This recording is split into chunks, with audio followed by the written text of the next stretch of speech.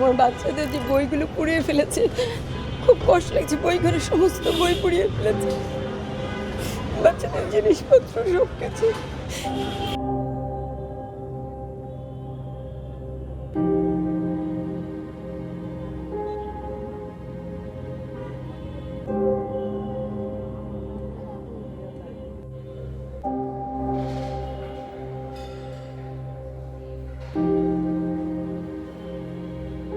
আমরা গভীরভাবে শোক প্রকাশ করছি, কিন্তু সেই ঘটনাটিকে কেন্দ্র করে ছায়ানটের হামলাটা আমাদের কাছে একেবারেই বোধগম্য নয়।